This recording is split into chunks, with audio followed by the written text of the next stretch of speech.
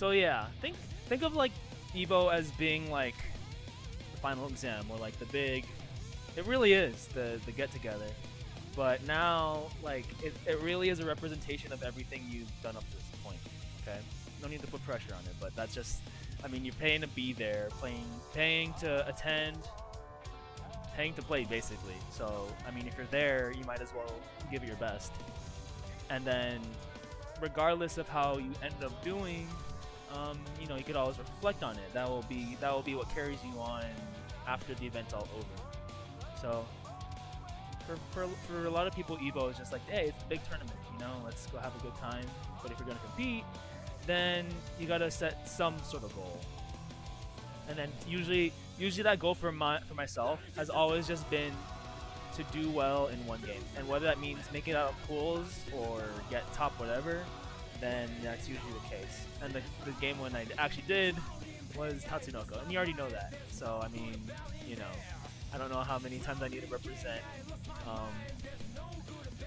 So for me that year, back in 2011 or whatever, 2010, I was just like, man, I really want to get top 8. that was my goal, and I knew Marn was in my pool. I knew that was gonna be uphill, and then I even faced Jishiyoshi, who Kevin had warned me is like a really good giant player. I was like, oh shit, I gotta not mess this up.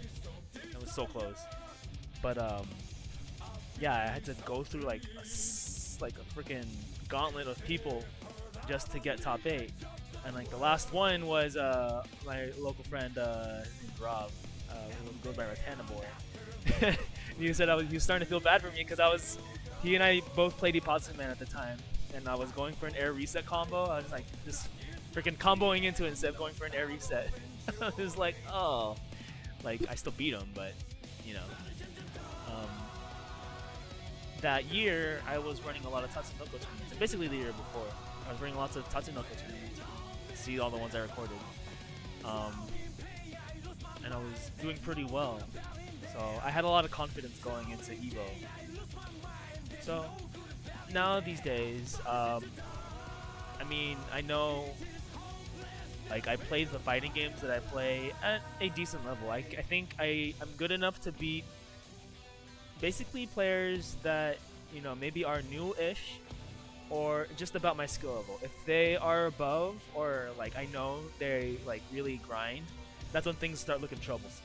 So I can't say I'm at a level, except in Baby Tag. Baby Tag's probably the one game I can confidently even take on some big names, because I have actually before and beaten a few of them.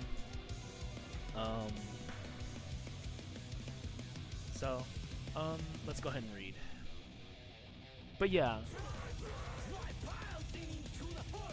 I mean, there's a ton of players. So in the hundreds of people that are gonna go to attend, even if you might not consider yourself really good, you might still be good enough to beat players who are actually not as good as you. Maybe they didn't grind as hard. There's still you still put in an amount of practice, whether it's playing in lobbies or playing like ranked matchmaking right now, or even if you have people to play against. I think back when I was really serious about like competing, like back in Tatsunoko and Marvel days, I think it was like every single week there was a day, like at least one day in the week dedicated to grinding, and then another, if I was running tournaments bi-weekly, they'd be the tournament. So I had I wasn't set schedule, but it worked well enough for me to work around, and it was very consistent. There wasn't really like an off week. But yeah, the experience is really good. Usually Evo is always like, if it's someone's first Evo, then they look forward to it. They get hyped for it. I mean, when I went to my first Evo, it was actually in 2006. Was it 2005? Might have been 2006. Because I didn't start competing for Evo up until, I guess, 07. I think. Yeah, 07. Because I did actually attend Evo in 06, but I wasn't. I think at the time it was Tekken 5 DR that was out, but they were still playing on 5.0 because there wasn't a readily available version of the game playable at Evo, so they stuck with 5.0. So I was there as purely as a spectator. But then in 07, that's when it came out on PS3. Wow, a long time ago. And I did compete. I actually made it out of my pool. So, you know, everyone's got a story. And this is, you know, you'll have your own story too. You'll have an Evo experience. I think every year of Evo, there's always been something cool that's happened. So it's just a matter of how I want to look back at it. Even 2019, even though I got into a fucking car crash, that was still a memorable Evo. I made it out of my pool. I even faced Shige. We used a similar character, Orie. Actually, we used a similar team, Orie Izuyoi. That's one of my teams. That's his main team, though. I was like, all right, I'm pulling it out. I'm gonna go. But yeah, it's always cool. I don't know if I got selected for refereeing pools or not, but that's also part of the experience for me.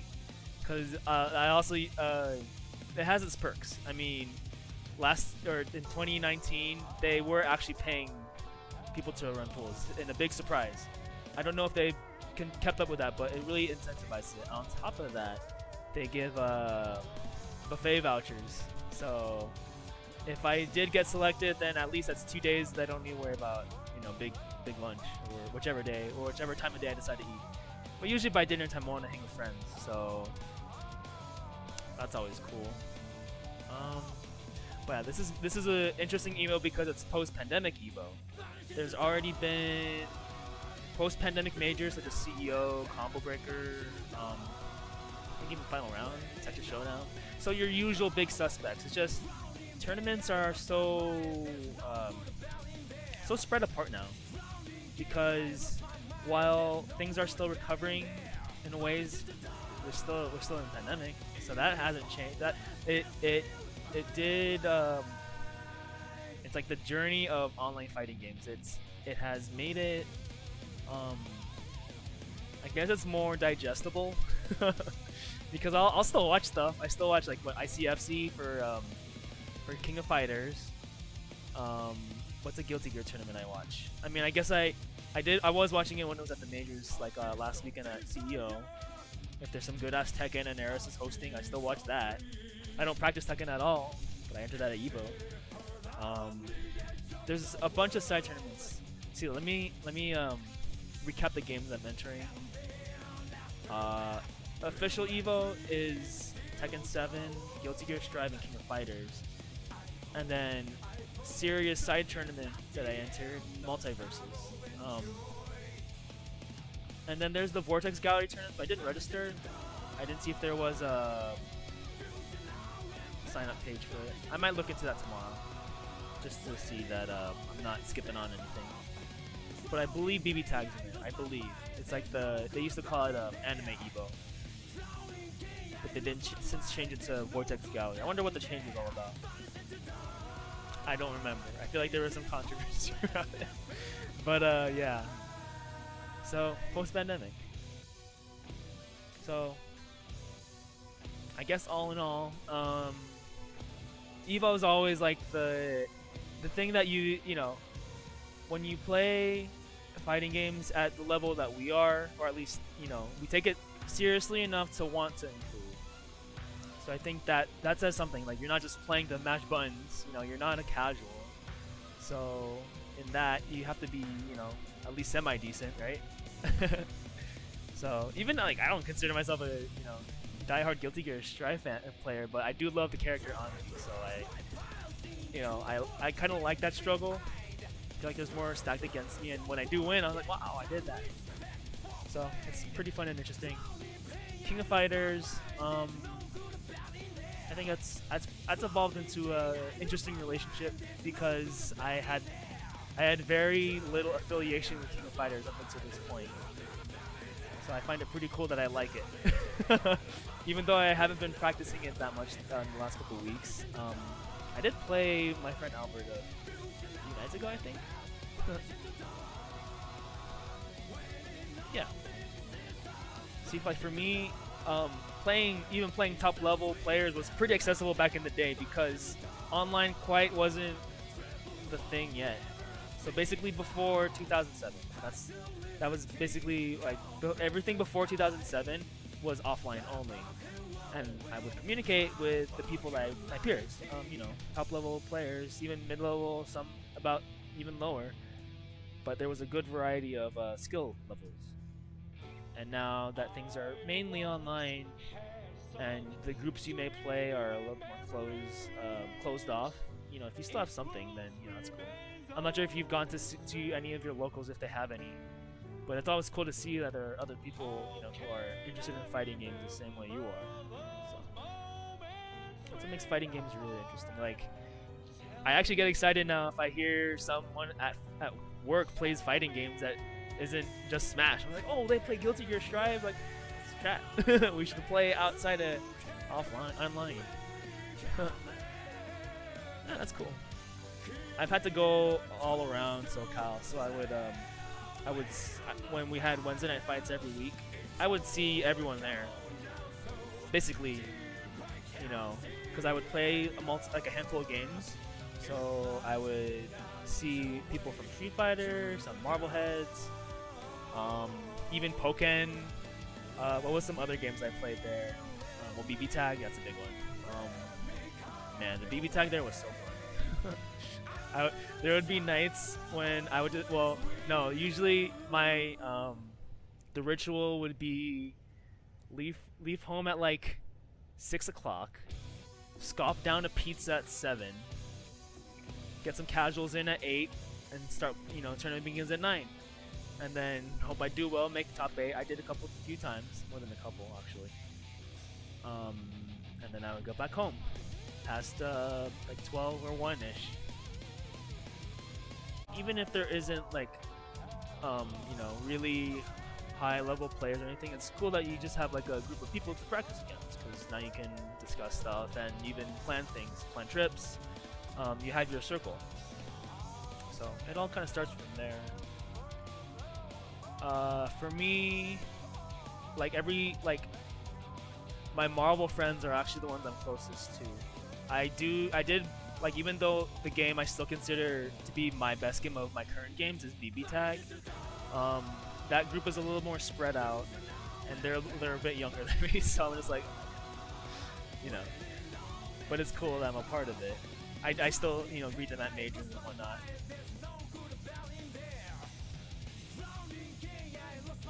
Oh yeah. Well, I guess it's also really not about numbers and more about sometimes you don't want too large of a group. Sometimes it's just kind of hard to keep up.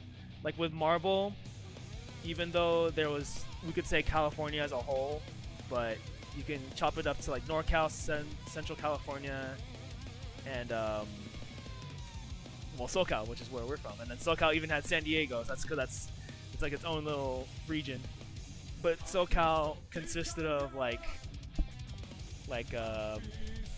the OC, Los Angeles, the Valley, I guess even San Bernardino or Riverside-ish. So it's kind of like many districts.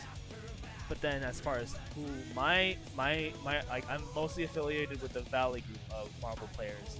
And on top of that, even after Marvel is all over and all, we're still like friends outside of the game. So I've even attended some of their weddings. One of them is my brother-in-law. So we're actually still close friends now. So it's pretty cool to see how far your community goes. It doesn't have to just be. Sometimes it can kind of branch off into things. So it's just all a matter of how far you're willing to go with it. Yeah. There you go. So I mean, on top of that, keeping it within the game, you'll have your experience of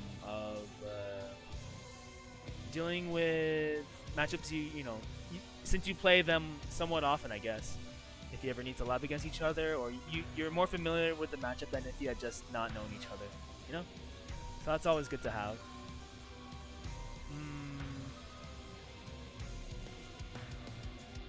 Like when Strive came out, my friends and I, my same Marvel friends, we would actually have our own little room.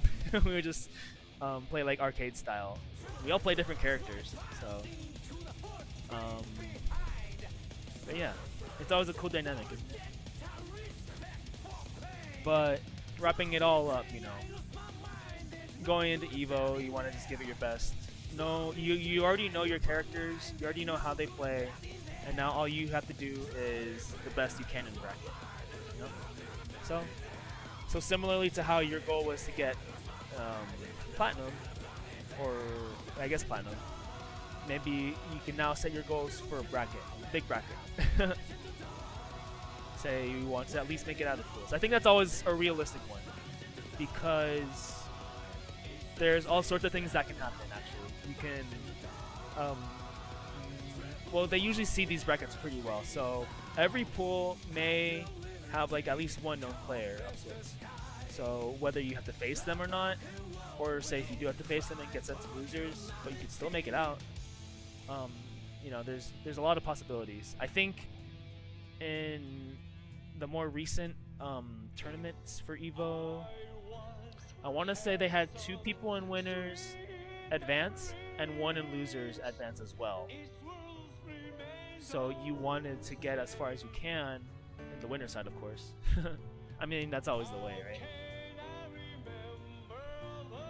So my goals for this Evo is basically, let's see, considering the amount I've been practicing, King of Fighters is the only one I really want to do well in. But I guess the one I really, really want to do well in is Multiversities, because that one has the biggest prize pot of any Evo game ever. So I think being a part of that would be really fun. So those are the top 2. Guilty Gear, I just hope they get a couple. I know. I mean, my character choice and the way I play, I know it's, you know, is what it is. And Tekken, about the same deal, except I'm not even gonna bother practicing. So we'll see. We'll see how many side games I enter. So that's personally it for me. But yeah, even after Evo's over, you can reflect. You can still, you know, plan for things. Maybe there'll still be some events to look forward to. There's CEO Otaku for us, but I don't know if I'm going or not. Yeah, good discussion.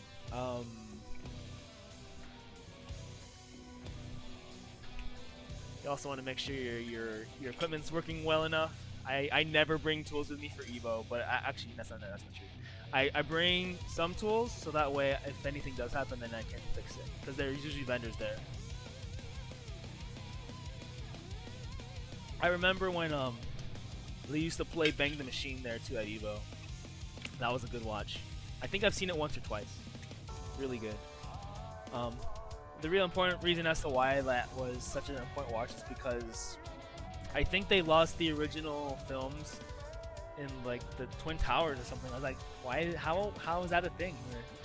But I believe that's what the story is, because they only had digital versions of the movie. But I'm pretty sure they can't show it now anymore because of, you know, a few specific people. But it's still a good watch. I think it tells a really cool FGC story, way before online was ever a thing. It's interesting because like things back, I'm a pre-09er, because when back in the day when you're an 09er or basically anything after that, you're basically the Zoomers of the fighting game. So if you're before that, then you're considered somewhat old school. And so then I started playing fighting games like on the competitive level in 2004, Tekken, starting with Tekken. And then so I knew how things were. I would, you know, get the arcade, I would see the types of characters you'd run into, and have to deal with, you know, the type of environment. You know, getting heckled, some trash talking, some feuds. You don't really see that as much, and if you do, it kind of gets blown out of proportion because you don't, you know, with Twitter being a thing it is now, it's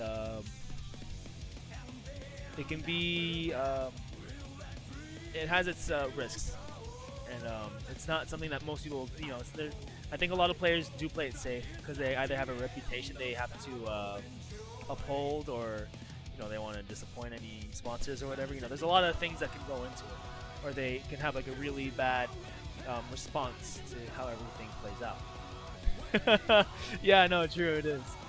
Twitter is so fascinating to me, though. It's hard not to look at it. Like, when stocks aren't the one thing I look at in the morning, it's Twitter. I like to see what's happening in the world, because it's really like, I don't have regular TV here. I'm not looking at newspapers. I'm not looking at the internet for my news sources. It really all comes from Twitter. That's like my source for a lot of things happening, whether it's fighting game related. Like, it's funny when I look at my Twitter wall, because I can't look at all of it in public, or at least if I'm in the break room, I better be careful, because there might be some NSFW stuff in there. But I keep up with my main fighting game community stuff, keep up with stocks, keep up with the world events, even conventions, anime.